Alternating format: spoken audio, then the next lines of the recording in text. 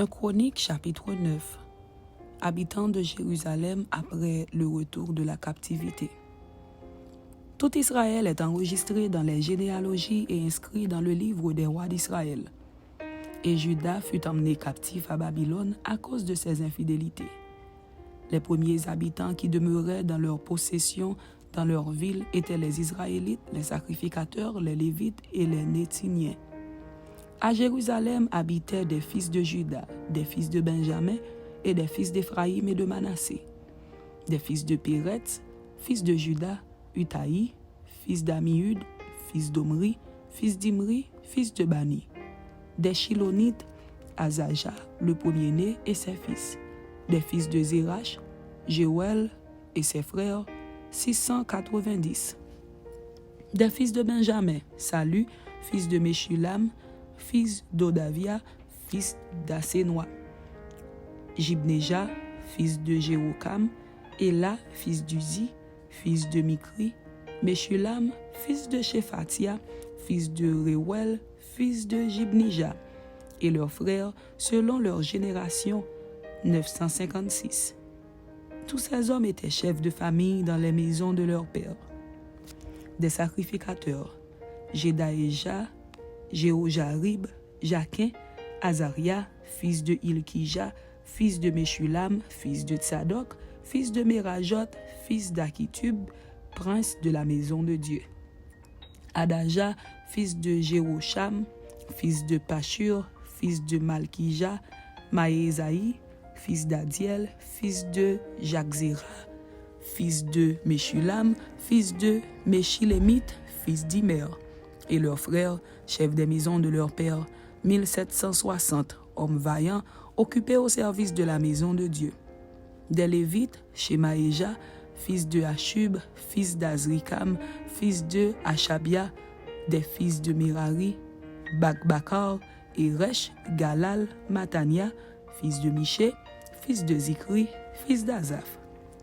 Abdias, fils de Shemaéja, fils de Galal, fils de Jédutun, Bérekia, fils d'Aza, fils d'Elkana, qui habitait dans les villages des Nétophatiens.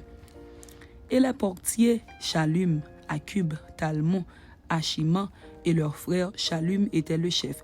Et jusqu'à présent, il est à la porte du roi à l'Orient. Ce sont là les portiers pour le camp des fils de Lévi. Shallum, fils de Coré, fils d'Ebiazaph, fils de Coré, et ses frères de la maison de son père, les Coréites, remplissaient les fonctions de gardiens des seuils de la tente. Leur père avait gardé l'entrée du camp de l'Éternel, et Phiné, fils d'Éléazar, avait été autrefois leur chef, et l'Éternel était avec lui.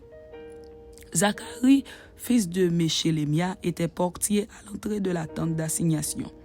Ils étaient en tout 212, choisis pour portier des seuils et enregistrés dans les généalogies d'après leur village.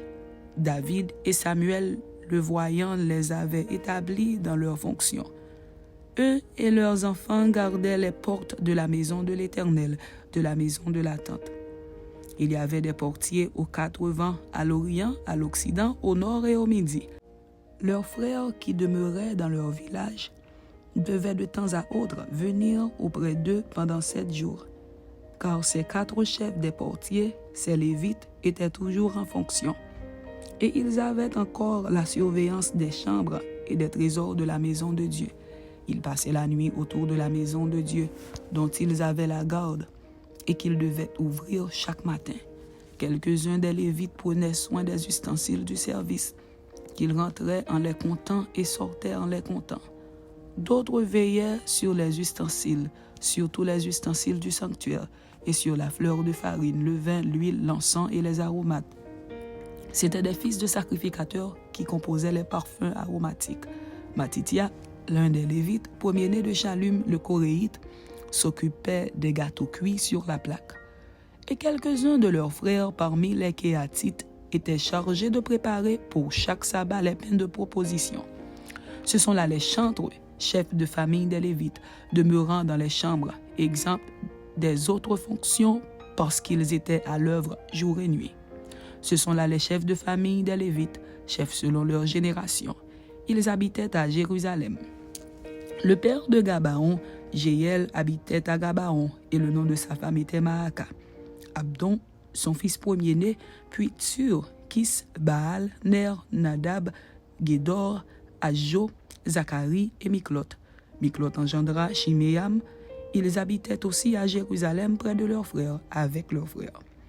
Ner engendra Kis. Kis engendra Saül. Saül engendra Jonathan, Malkishua, Abinadab et Eshbaal. Fils de Jonathan, Merib-Baal. Merib-Baal engendra Miché.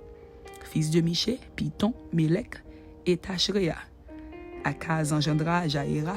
Jaïra engendra Alémet, Azmavet et Zimri. Zimri engendra Motsa. Motsa engendra Binéa, Rephaja son fils, Éléazar son fils, Atsel son fils. Atsel eut 6 fils, dont voici les noms: Azrikam, Bokru, Ismaël, Shearia, Abdias et Anna. Ce sont là les fils d'Atsel.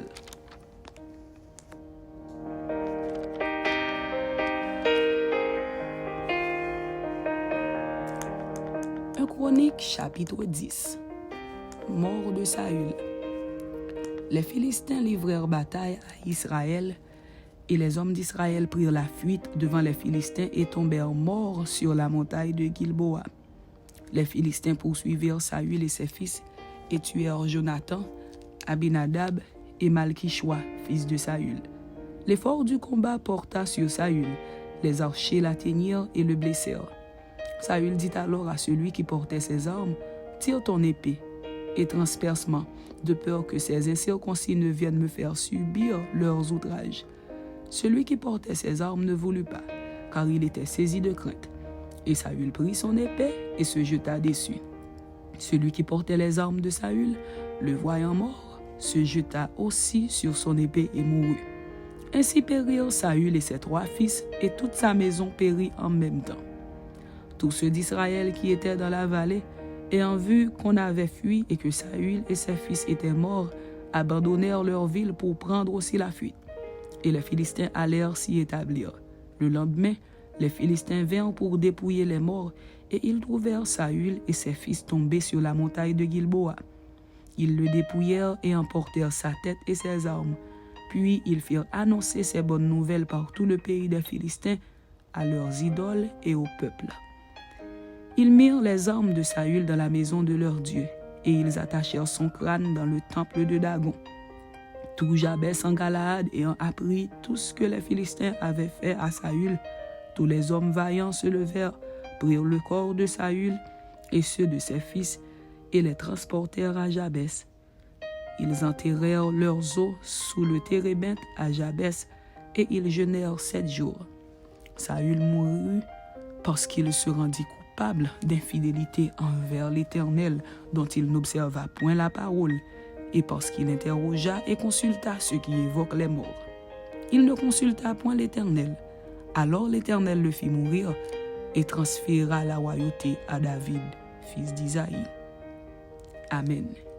C'était un Chronique chapitre 9 et un Chronique chapitre 10. Que Dieu vous bénisse. Amen.